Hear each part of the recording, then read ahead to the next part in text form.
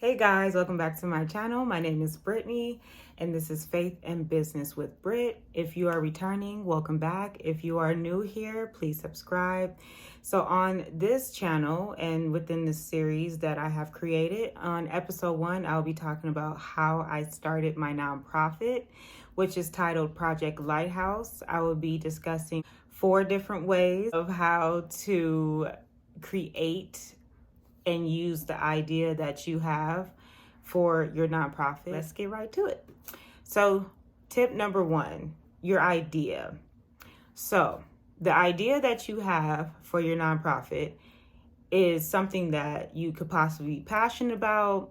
It could be something that God has revealed to you about. It could even be something that you have personally experienced that you see other people or communities going through. It is an idea that you can turn into a business to where you give back to that cause and help others in the cause that you are passionate about. So you would need to figure out the idea. Once you get the idea, you will then start to create a unique business name that is personal to you, that comes to you, that is revealed to you in some type of way, or that you're sitting down and you're thinking about, like, what can I call my business? What can I name my business? Your business name is dependent upon however it is that you are trying to convey your message. So, for example, my business name is Project Lighthouse. So, Project Lighthouse is a lighthouse that helps give back to the community of those that are homeless. So, my idea, just to give a little background, comes from really God just speaking to me. And I just heard God so clearly tell me, you're going to start a business, it's going to be a nonprofit, and it's going to be called the Lighthouse Project. We will get to how I got to Project Lighthouse a little bit later. But the idea I had to write down, and I remember writing it all in this notebook that I still have. And the title was Lighthouse Project, to help people that are homeless, to help people that have been going through traumatic situations in their lives. And I just remember God telling me that I need to start pouring into that, and I need to start working heavily on that, or the thought to start Project Lighthouse. So it all starts with your idea, and as long as you have an idea that is a clear message to your audience of how they can connect with you, relate to you, or even spread more awareness to also donate not only to your cause, but donate, it's your cause is donating to those that need help. You have an idea and it keeps coming back to you, don't ignore it. Your ideas, your thoughts, everything that is in here is meant to come out. So use that idea that you've been feeling, that maybe has been in the back of your head, or you keep seeing possibly, and use that idea to start your nonprofit. That is how you will create the idea, reach your audience, connect your audience, and allow for the process to go through from there. So, tip number 2. So, research and knowledge is very, very important. So, whatever it is, the idea that you are doing or that you have came up with, now you need to take that idea, you need to do research, have knowledge of what it is that you are trying to impact, what it is that you're trying to help solve, and what it is that is going to change the trajectory of where it is right now. So, for example, my idea was to help homeless. So I researched the community of which I was in, and I looked up the percentages of what it was, say, in 2017 compared to what it was in 2019. 2019 is the current year that I was in at the moment. And I looked up the demographics, like race, men and women, children, veterans, elderly, just looked up all the different demographics, and also looked up the different races, and seen that the top two races that were affected were both African American and Hispanics. So seeing that demographic, allowing for myself to understand the spectrum and the scope of what that community, that city is dealing with, makes you understand how to better connect with your audience, of how your audience can help you help them. So it's very important to do your research and have knowledge of the particular idea that you're going to go into, or the idea that you want to become your nonprofit. Because if you don't have a clear idea, and if you don't do your research, then your message that you may be so passionate about and make sense to you most likely won't make sense to your audience.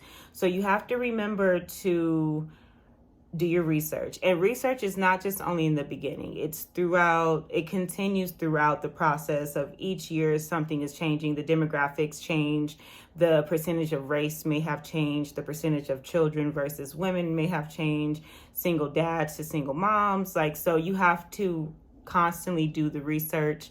Population growth and the amount of people in the population is the big one that you want to go ahead and research. So just make sure you do your research, make sure you have knowledge, and then that way you come off very clear and confident about your cause. So when people ask you, oh, what is it? What do? You have a clear answer, and you could just right away have that confidence off the bat that this is what you're passionate about. This is what you want to help. This is who you want to help. So very important. Number 3. So once you have your idea, and your research, then what you want to do is file with your state. So whatever state you may be in, each state is a little different when it comes to filing for businesses. And I will be creating another series on how to file and how to maintain your nonprofit, because nonprofits are very different from any other businesses, like LLCs, corporations. Anything that is for profit is a little different. So as far as filing, I'm in the state of California, so our requirements are to have our articles of organization, which is basically when you do the articles of organization, you receive a letter in the mail that has your EIN number. And EIN is entity identification number, which is basically like your social security number, but for your business. Once you receive that, that is your unique number. No one else can take it. But the first step when you file is you have to create that unique business name that you created. You have to alter it if it's already been taken. So like I said in the tip 1 is I had to change it from the Lighthouse Project to Project Lighthouse. And actually I had to change it 3 times. So when I changed it the first time, that name was taken, and I believe it was like Lighthouse Project without the. And then I tried again with just, I think the Project Lighthouse is whatever it was taken. And when I went to go file, they kept returning my paperwork because the name was taken. So don't be alarmed, don't be worried, don't be apprehensive or fearful. Like, your idea, what God has ordained and called for you to do is in your lane. It's going to work out, and the name that you come up with is still going to be in the realm of what you want it to be called. It just might have to be shift. So I end up taking off the THE, and I just ended up just leaving it as Project Lighthouse. And actually, I loved it. So it was like just something that I didn't think of, but it came out and it worked out just perfect.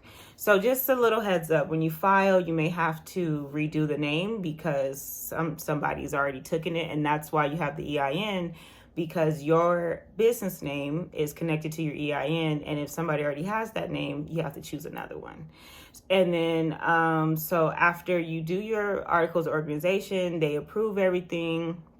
There is a fee, And it does vary by state. I'm not 100% sure outside of California what the fees are, but I do know I paid a fee inside of, or being in the state of California. I just can't remember the fee, but I think it was, I don't think it was too expensive for that part. The expensive part maybe just for me in the way that I went about it before I got more knowledgeable about nonprofits and realizing I could have done all the filing for myself, but that's another video.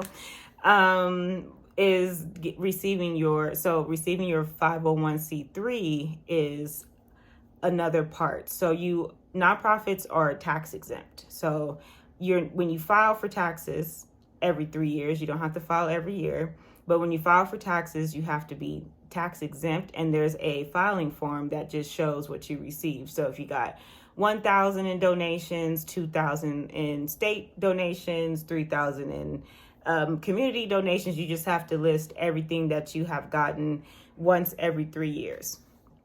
And the reason why you're tax exempt is because you accept donations, and you're tax exempt because you're receiving goods and donations. So you definitely want to be tax exempt. You could just file the articles of organization and then do the 501c3 later.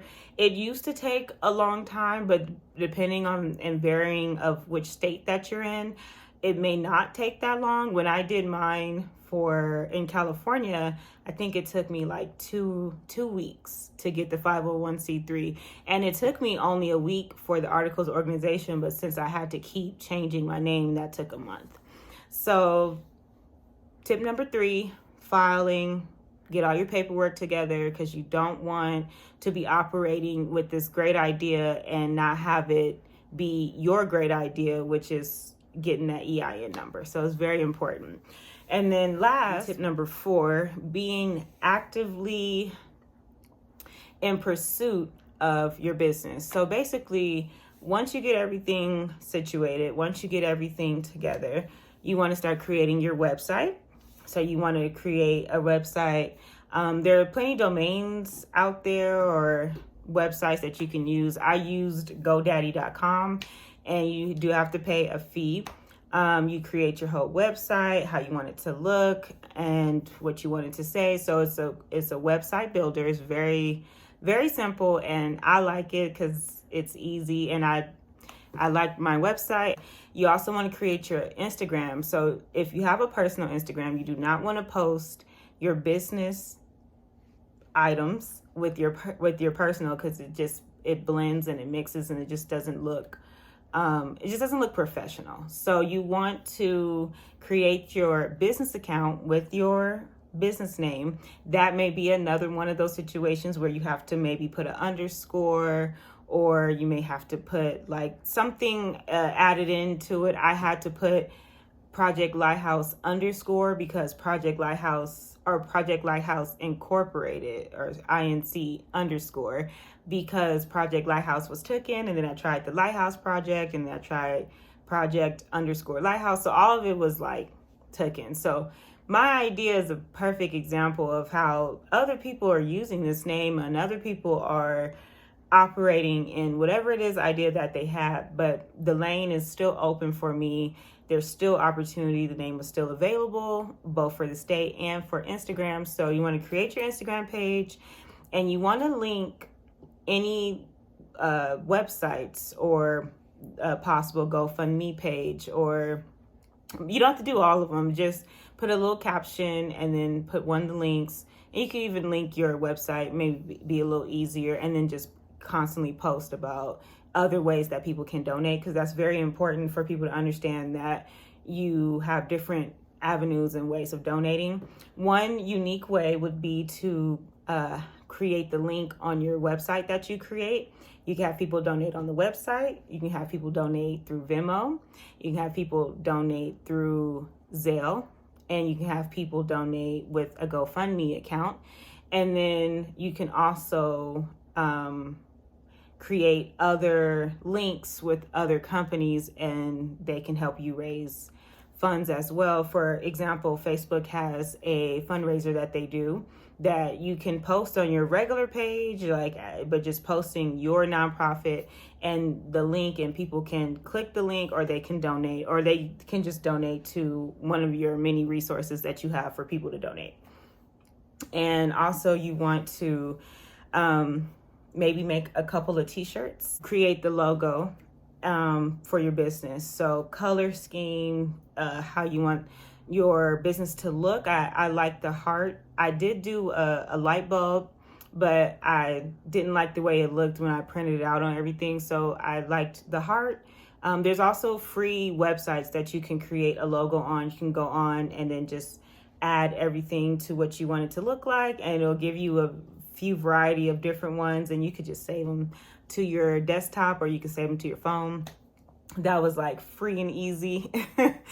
And then you want to create maybe business cards, and I know a lot of people promote on Instagram and everything like that, but having business cards, even though it's considered old school, is a great way that when you're out and about, when you're just talking to someone, if maybe some people may not be on Instagram, which is like kind of rare, but the rare chance you get that someone's not on Instagram, you can hand them your business card. It has your logo, it has your Instagram on there, your phone number, email, and you can promote that way as well. I like to wear my t-shirts sometimes when I go out and run errands. I have my business cards in my car, and I just like to promote anytime, any chance that I get.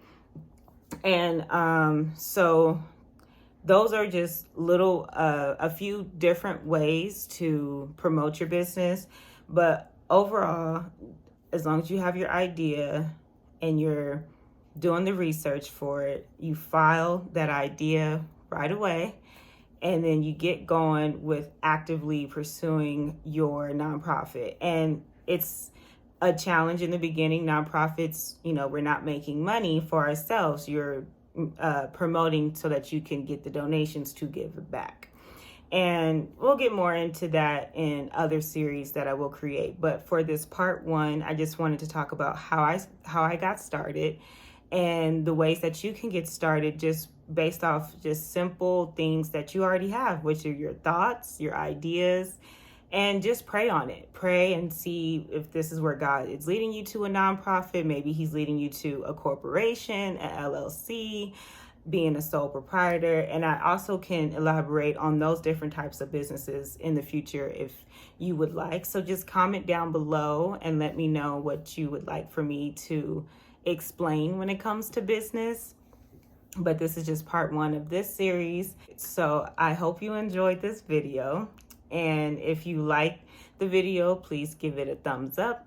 And if you are new here, please subscribe. Please share with someone. I am trying to promote in a different way by creating videos and stepping out of my comfort zone. So any type of help or promotion is good for your business. And also it allows for someone out there that needs the help just to start. I hope that this video helped you. I hope that it encouraged you to step out that comfort zone, to do something uncomfortable, and to allow yourself to grow in the idea that maybe you've been sitting on. Maybe it just came to you yesterday. Maybe it came to you last week. Maybe it came to you 2 years ago. Whatever it is, operate in your purpose.